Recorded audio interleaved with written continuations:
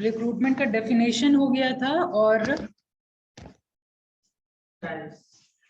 Types हो गया था, फैक्टर्स हो गया था।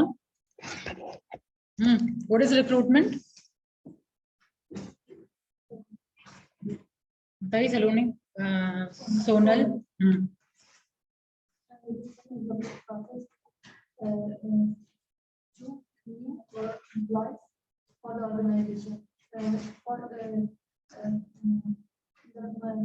Okay, good. What are the factors of recruitment?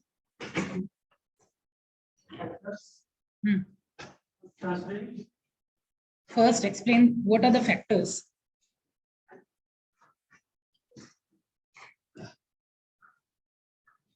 Factors.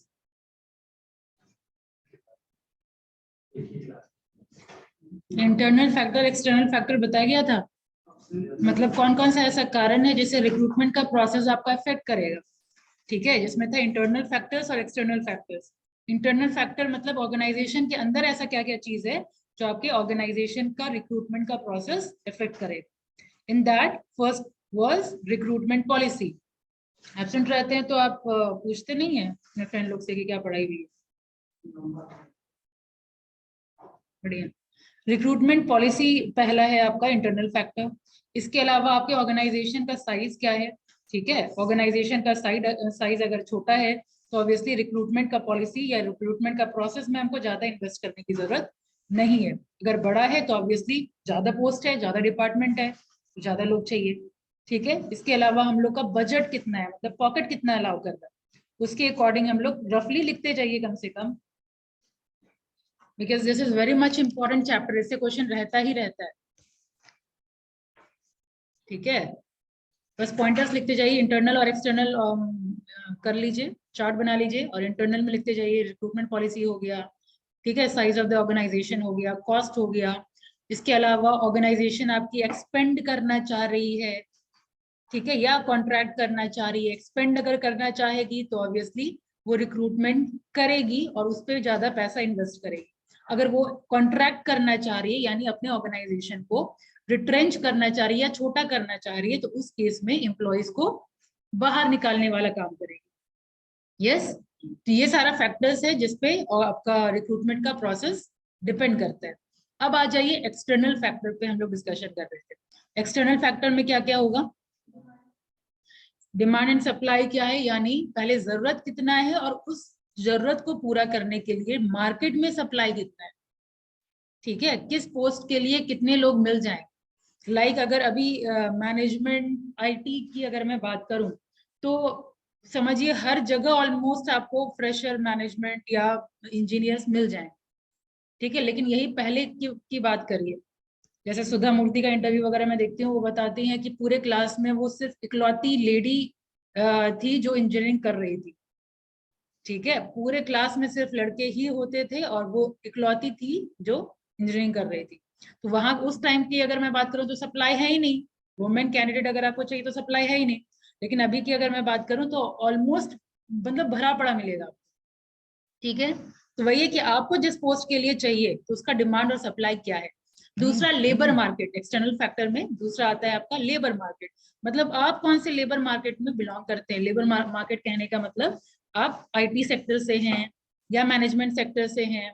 ठीक है, तो ये आपका मैनेजमेंट सेक्टर के हैं तो आपका ये मैनेजमेंट वाला मार्केट हो गया।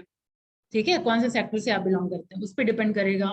इसके अलावा इन्वायरमेंट कहने का मतलब पॉलिटिकल, सोशल और लीगल इन्वायरमेंट कैसा है आपके कंट्री में। ठीक है, यानी क्या रूल्स एंड रेगुलेशन है। फॉर एग्जाम्पल कि अगर गवर्नमेंट बोल रही है कि हमको इतना परसेंट रिजर्वेशन है, फॉर एग्जाम्पल 35% रिजर्वेशन वुमेन का होना चाहिए, SC ST का होना चाहिए, डिसेबल्ड का होना चाहिए।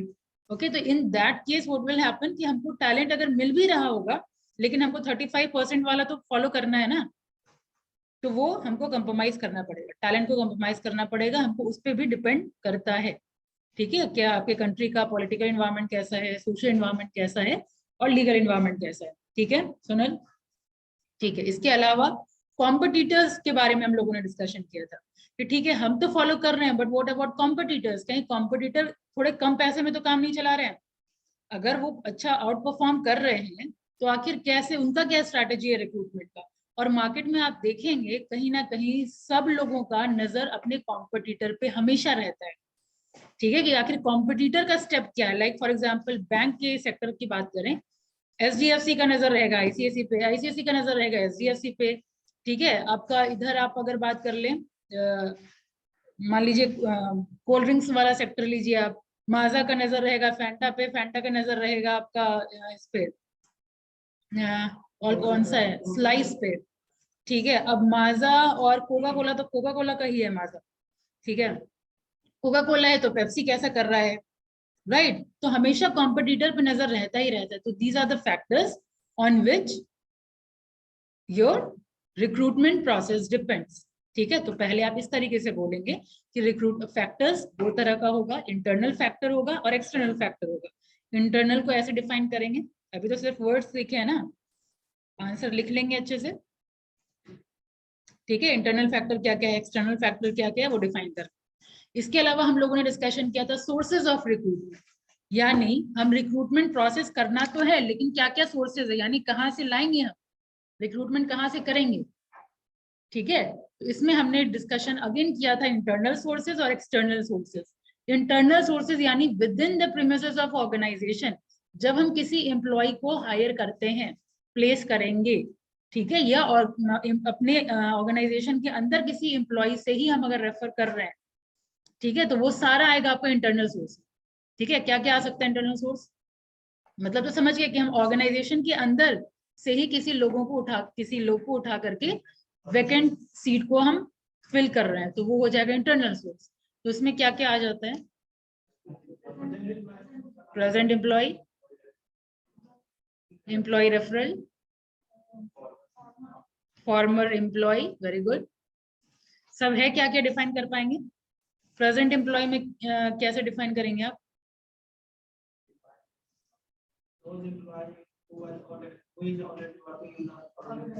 ठीक है। Former employee, left your organization, either they are retired person or left the job for some reason, they are being called। इसके अलावा प्रीवियस अप्लीकेंट भी आपका इंटरनल सोर्स में आया। प्रीवियस अप्लीकेंट कहने का मतलब कि जो पहले अप्लाई किया था लेकिन आप किसी रीजन से सेलेक्ट नहीं कर पाए, उसी डेटा को निकाल करके फिर वो कॉल करते हैं, ठीक है। That will come under internal sources. अब आ जाइए एक्सटर्नल सोर्स में, हम लोगों ने डिस्कशन किया था। एक्सटर्नल सोर्स मतलब अब बाहर से हमको टैलेंट लाना है, ठीक है। इसके अलावा हम लोग प्लस और माइनस भी डिस्कशन किए थे। What are the merit and demerit if we hire from internal sources. एक मिनट, hold on.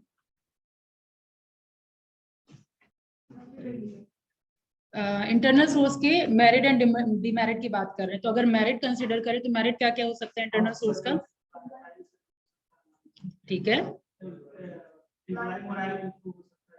Very good, loyalty, employee morale, employee motivation, cost saving, time saving, reliability, हाँ बिल्कुल, कि आप ऑर्गेनाइजेशन के लिए ज्यादा रिलायबल होंगे, ठीक है। इवन लॉयल्टी शो करेंगे आपके यहाँ, पहले मेरे को प्रेफरेंस दिया जा रहा है तो they will be loyal towards employer. अब डिमेरिट की बात करते हैं, वेरी गुड, वेरी गुड, और हाँ कॉन्फ्लिक्ट तो हो गया, डिस्कशन।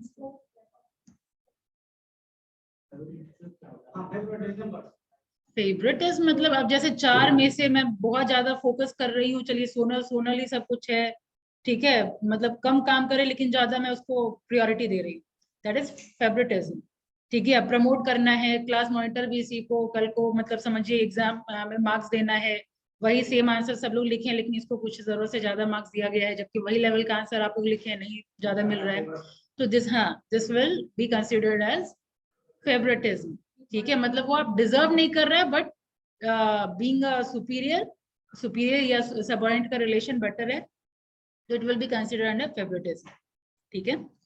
हो गया इंटरनल सोर्स। इसके अलावा आपका एक्सटर्नल सोर्स की बात हुई थी, ठीक है। एक्सटर्नल सोर्स मतलब अब हम ऑर्गेनाइजेशन के बाहर जा करके रिक्रूट करेंगे, उसमें क्या क्या हो सकता है, कैंपस प्लेसमेंट जो आप लोग बहुत जल्दी फेस करेंगे, यानी आपके कॉलेज आकर के कंपनी रिक्रूट करेगी, ठीक है। Walk in interview, advertisement, gate hiring बोलेंगे उसको, गेट हायरिंग हो गया, ठीक है। और एम्प्लॉयमेंट एक्सचेंज हो गया, वेरी गुड। आप लोग क्लास नहीं किए तब इतना पता है आंसर। अच्छा, पिछले क्लास में थे आप, अच्छा सोर्सेज में आप थे। Walk in interview already discuss हो गया। अब आ जाइए मेरिट डिमेरिट पे। अच्छा, एक और पॉइंट था, रेटिंग एंड पोचिंग, ये डिस्कशन हुआ था। तो रेटिंग एंड पोचिंग क्या है? करेक्ट, कोई राइवल कंपनी के मतलब कोई ऐसा एम्प्लॉय है जिसकी वजह से वो ऑर्गेनाइजेशन बहुत ज्यादा राइज कर रहा है, ठीक है। लाइक सुंदर पिचाई को देख लीजिए, वो जब से ऑर्गेनाइजेशन में है तो बहुत ज्यादा ऑर्गेनाइजेशन राइज कर रहा है। चंदा कोचर का भी नाम था, जब से चंदा कोचर ज्वाइन की थी आईसीआईसी बैंक, बहुत ज्यादा नाम था। तो इस टाइप के टैलेंट को हम लोग टारगेट करते हैं और उसको बेटर सैलरी या फिर मान लीजिए बेटर पोजीशन ऑफर करके हम उसको अट्रैक्ट करते हैं अपने ऑर्गेनाइजेशन। क्या? अब तो हम एक्सटर्नल सोर्स की तरफ आ गए हैं।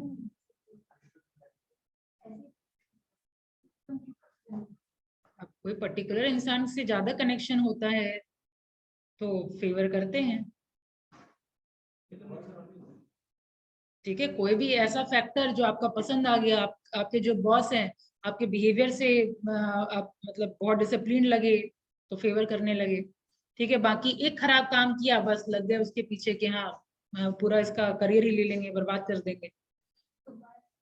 बायसनेस ही favouritism, if you are biased towards someone, that is only favouritism, ठीक है। ये नेगेटिव पॉइंट है, ठीक है। अगर आपको फेवर अगर कोई पर्टिकुलर पर्सन ज्यादा कर रहे हैं तो बाकी इंप्लॉइज के लिए तो डिमोटिवेशन वाला काम कर रहे हैं, तो बाकी इंप्लॉय तो सही से काम करेंगे नहीं, ठीक है। आप भले चलिए मोटिवेटेड हो गए कि भाई हमको ज्यादा प्रमोशन मिल रहा है, ज्यादा सैलरी मिल रहा है, लेकिन एक को मोटिवेट करना और 10 जन को डीमोटिवेट करना, क्या ये सही है? ठीक है, तो ये होता है।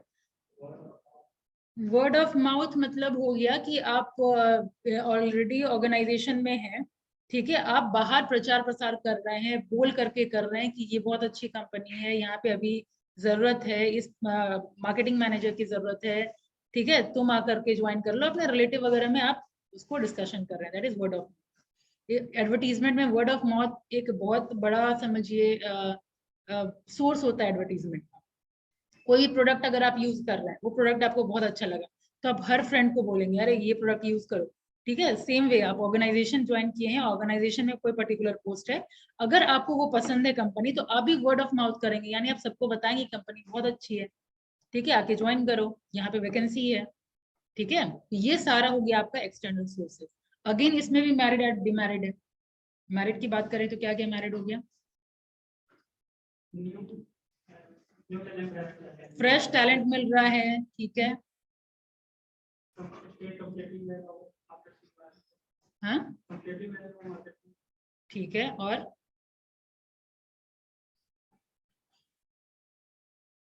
डिमेरिट क्या हो सकते हैं?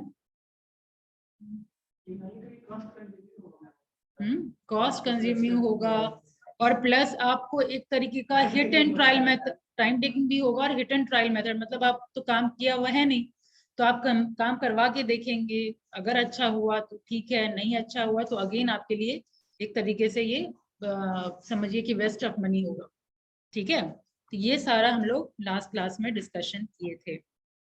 और कोई मेरिट प्लस पॉइंट या माइनस पॉइंट? माइनस पॉइंट और कोई?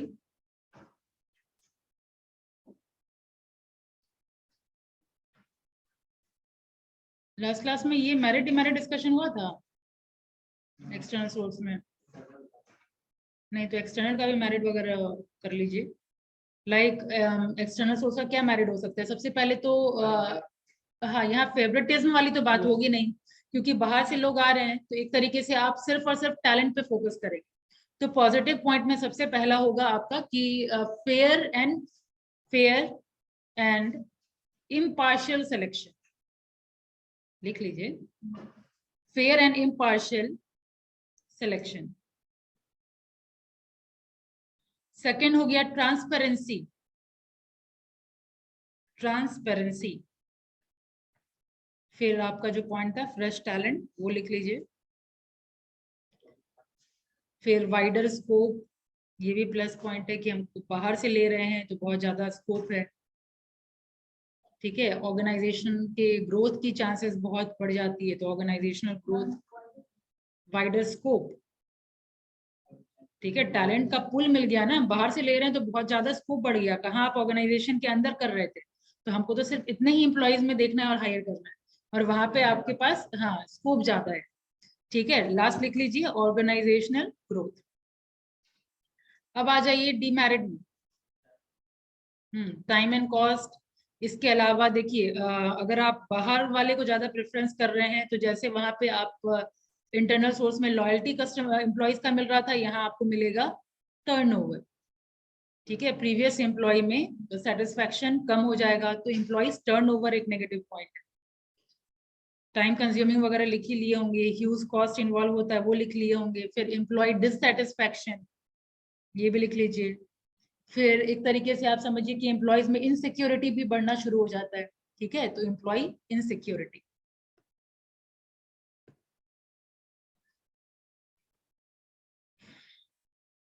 अब यहाँ हम लोग बढ़ते हैं नेक्स्ट प्रोसेस की तरफ, यानी नेक्स्ट आपका स्टेप आ जाता है प्रोसेस ऑफ रिक्रूटमेंट। ठीक है, रिक्रूटमेंट क्या है, फैक्टर्स उसका, और आपका सोर्सेस के बाद इंपॉर्टेंट एस्पेक्ट है प्रोसेस, यानी कैसे करेंगे हम रिक्रूट। तो बेसिकली इसका 5 स्टेप प्रोसेस है रिक्रूटमेंट का। सबसे पहले जैसे कोई भी काम करने के लिए हम डिपेंड करते हैं, या समझिए सबसे पहला काम, हर जब से मैनेजमेंट पढ़ना शुरू करेंगे तो everything start with planning. Same way recruitment process also start with planning. Planning क्या हो सकता है रिक्रूटमेंट प्रोसेस में? रिक्रूटमेंट प्रोसेस से पहले क्या प्लानिंग करेंगे? करेक्ट, किस टाइप का एम्प्लॉय चाहिए, कितना क्वालिफिकेशन चाहिए, कितने नंबर ऑफ कैंडिडेट चाहिए, कितना वैकेंट सीट पड़ा हुआ है, पहले ये सब चीज हम देखेंगे तब ना कोई वैकेंसी निकालेंगे। ठीक है, तो फर्स्ट स्टेप आपका हो गया रिक्रूटमेंट प्लानिंग। लिखते ही चले जाइए साथ साथ में, recruitment planning the first step involved in the recruitment process. The first step involved in the recruitment process is planning. Full stop. Here planning involves to draft a comprehensive job specification. To draft a comprehensive job specification for the vacant position. Specification. What is job specification?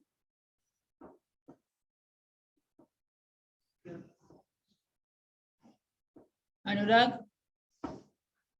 what is job specification? Specification.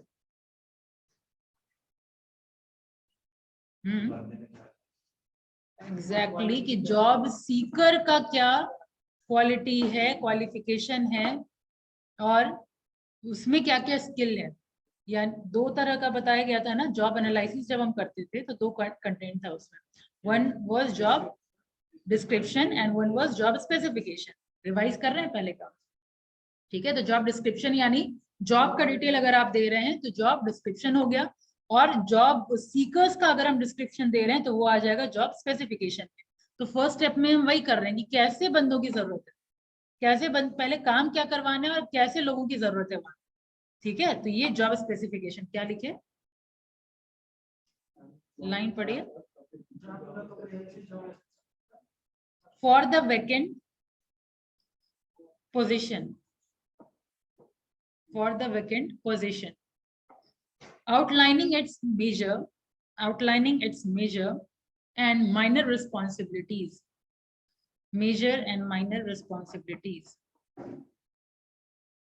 the skills, experience and